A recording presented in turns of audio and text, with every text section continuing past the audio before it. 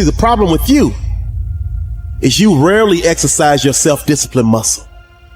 You just go with the flow. No backbone whatsoever.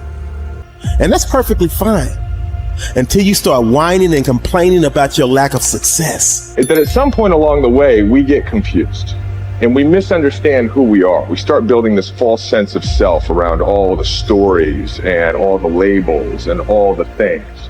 And we start living our life that way. And we get confused about how life works, how we interact with life. And we start living much smaller than we really are.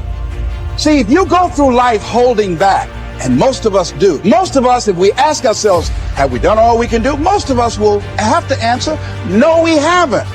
We've been holding back. We have ideas that we don't act on, things we want to do. We're afraid to take chances. You refuse to raise your standards. You refuse to push yourself. You refuse to give a little bit more, give a little bit extra.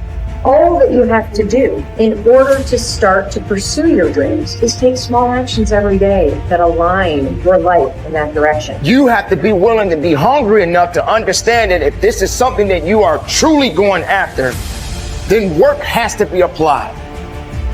You can't make excuses. You can't ask for a pass. And you got to understand that you got to pay a toll to cross the bridge. Whatever your answer is, you can do it right now, today, starting today, right? It's still possible. You can start doing that right now. It's empowering the present with the future. There is nothing stopping you from making it happen right now. You never, ever have to feel that way if you start doing it right now. And you can do it right now. The thing about self-discipline is that it is necessary for everything you do in your life. You have to be self-disciplined. And once you understand that you can always make a different choice and get a different reaction, and that's the power in your life. That's the power that you have, is no matter what's going on, you can choose to think differently, believe differently, see differently.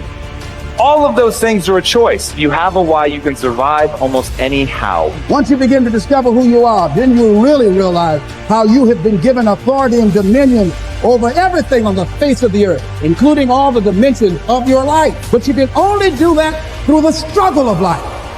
Get better, grow and learn and develop and live. Live in defiance of the weakness and in rebellion against the decay. Fight them as they creep in with their offers of instant gratification and immediate rewards. Fight them for every inch they try to take. Do not surrender any ground ever. When you commit to something, you require yourself to bring all of your disparate components moving in a single direction, united in a single direction. So it's a unifying act. And then once having been unified, well, then you can bring that unity to bear on a variety of different tasks. But you have to bring it together first. So, and that makes sense developmentally. You see children start out as a disparate bundle of motivations and emotions sort of warring with one another. And then they can integrate that into single games that they can play with themselves. And then they integrate that with games they start to play with other people. And all of that is integration. It's not subjugation, it's not repression. Not if it's a good game, it's integration.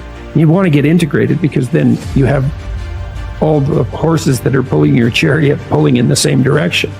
And you're much more likely to get to where you want to go then, and also much more likely to specify a good place to go. So that's that's something else conservatives have to teach young people, which is, well, get yourself disciplined. Well, why? Well, not so you're a slave, but so that you could be a master. To use a terminology that you're not supposed to use anymore. But, this is in relationship to yourself, not to others. So, yeah, and to begin with, you have to accept an external master because you just don't have the wisdom to do that for yourself, or the ability or the opportunity often. Everybody knows this. They feel bad when they decide they're going to get themselves in good shape and go to the gym, and lasts like 3 attempts, yeah. And then no one's happy about the fact that they quit, and they berate themselves for it. And We know that we need to go through a disciplinary process, and we need to subjugate ourselves to a disciplinary process. That's part of the problem with the constant harping about the, oppressive patriarchy. But we need a disciplinary process. So, well, that's just oppression and slavery. It's like, no, it's not. No more than a game is. Not a good game. A good game isn't oppression and slavery. A lot of people, like I was talking about, taking the path of least resistance. I believe in life you must earn the right to be called a man. And a lot of people do not think the way I do, and that's fine. I'm not asking you to be David Goggins. Trust me, it's a hard road to hoe. It's not fun. It's not fun all the time. But the thing about it is, you have to look, I looked at my hardships as challenges. Once I got over the pity party, because I went through that phase. Of course. I'm a normal human being. But I realized that got me exactly where I was at, even worse. As I looked at those challenges the way most people do, woe is me. Why the fuck can't I get a break? Why? I wished I was better. I wish my parents were better. I wish I had a better education. I wish this, I wish that. They have all these wish sandwiches. I started realizing, how can I figure out how it can work for me? So the one thing we don't do is when we're in that dark place is a great learning environment. If you can sit back in a dark place and find quiet to just think, there's so much power in your failures, in your suffering. Because why? You're still alive. You're still here. So you gotta look at that shit. My God, man, this is power, man. Like, now I gotta flip it. How many men would be able to do what I'm about to do, what I'm about to try to do? Like, literally, what gave me strength was when I was at the worst of my worst.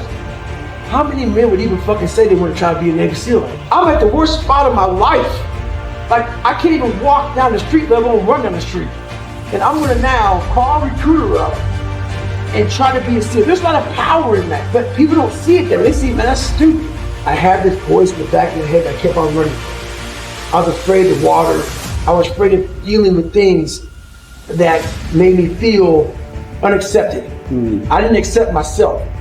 So I kept on going towards things that I felt good. Let me go this way, because something kept on saying, fuck you. You have it, man. You got it, man, but you're gonna have to fail a lot.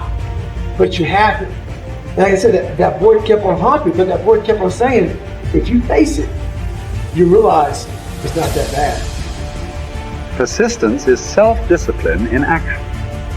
Your ability to persist in the face of all setbacks and temporary failures is essential to success in life. Napoleon Hill said, persistence is to the character of man as carbon is to steel. The primary reason for success is persistence, and likewise the primary reason for failure is lack of persistence, quitting too soon. There is a direct link between self-discipline and self-esteem. Each time you discipline yourself to do what you should do, then you should do it. Whether you feel like it or not, your self-esteem increases. This, why there is direct relationship between self-esteem and persistence. Each time you persist and force yourself to continue on, even when you feel like quitting, your self-esteem goes up. Each act of self-discipline strengthens every other act of self-discipline. Every act of persistence strengthens every other act of persistence. When you discipline yourself to persist over and over, you like and respect yourself more and more. You become stronger and more confident. Eventually, you become unstoppable. Persistence is its own reward. Every time you force yourself to persist on a task, whether it is large or small, you feel happier and better about yourself. When you go the extra mile and do more than you are paid for, or more than is expected, your self-esteem goes up. You feel more powerful and in greater control of your life. In your career, when you go the extra mile, you put yourself on the side of the angels. The primary difference between winners and losers in life is simple. Winners never quit, and quitters never win. Your ability to respond effectively to setbacks, your level of response, ability, is the measure of your readiness to succeed. When you experience a major setback or problem, you will feel temporarily stunned. This feeling is very much like a punch in the emotional solar plexus. You will be stopped for a few seconds or a few minutes. During this period, you will often feel discouraged or experience self-pity. You will say, "Why me?" However, it is not how far you fall that counts, but rather how high you bounce. Your aim is to bounce back as quickly as possible.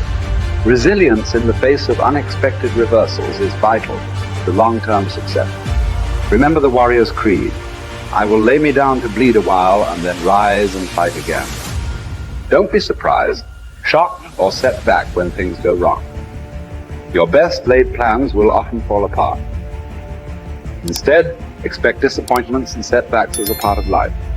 Take a deep breath, pick up the pieces, and continue onward.